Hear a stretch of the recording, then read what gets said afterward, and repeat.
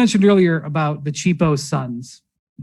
This is going to be a fascinating summer for the Suns. I'm still let down, even though the Mavericks and Luka absolutely earned it.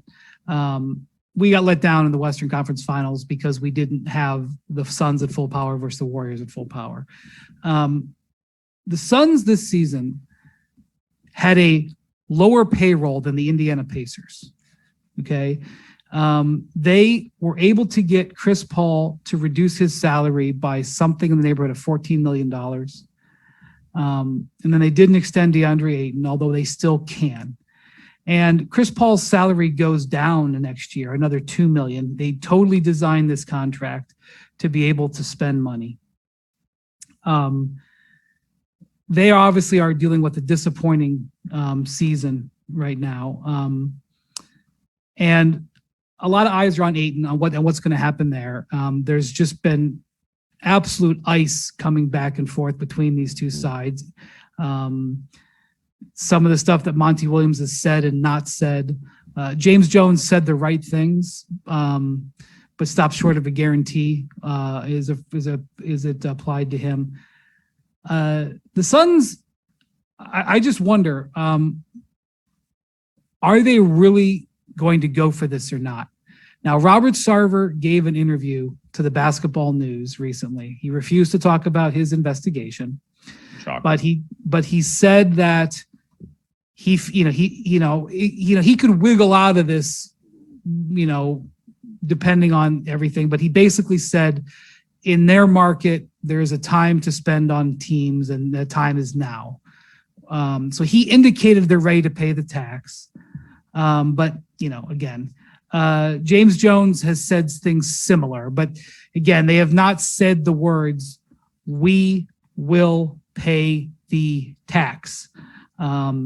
So the question is, what are they going to do with Ayton? Are they going to spend money? Are they going to, they have their picks going forward.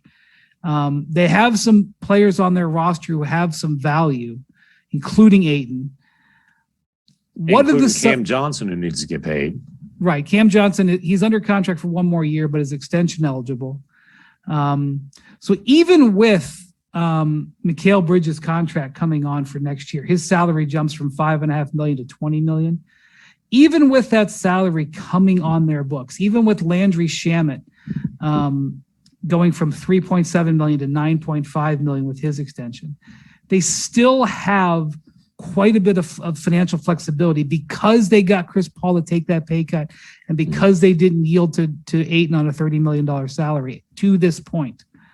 So my question is, Bontemps, what does it look like for the Suns to hit the gas on spending, and do you think they actually will?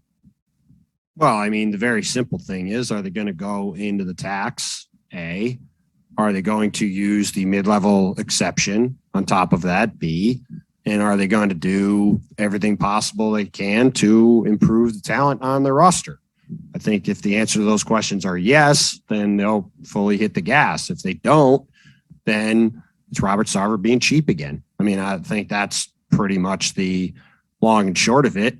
I mean, I don't think that necessarily means you have to re-sign DeAndre Ayton, depending on what you do. We talked about this before the season. You guys are both like DeAndre Ayton should get a max.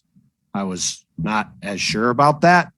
I think I can understand if the Suns don't want to pay DeAndre Ayton the max. The fun max.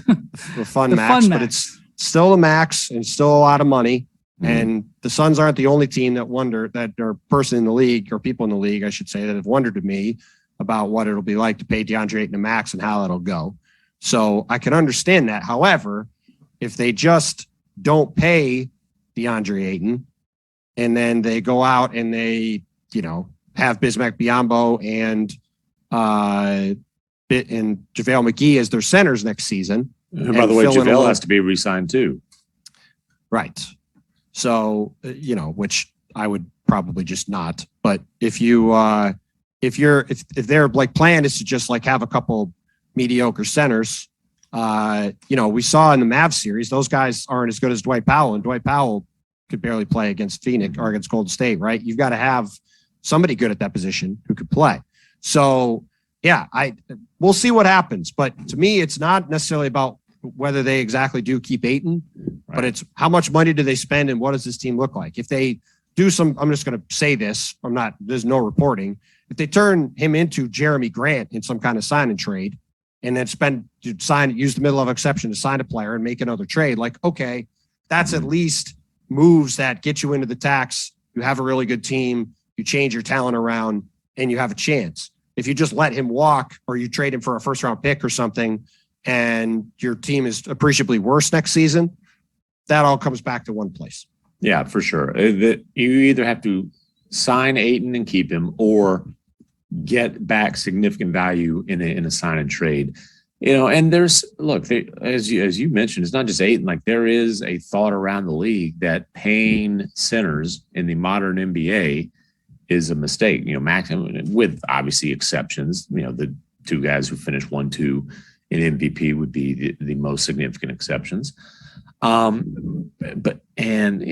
a question like, does Monty Williams want to coach DeAndre Ayton? Certainly, there's some doubt. Does not seem clear. Yeah, he did not make any effort to so fast. That. I mean, maybe not with us not being around the team, we didn't know. I mean, I was around the team a little bit, but like his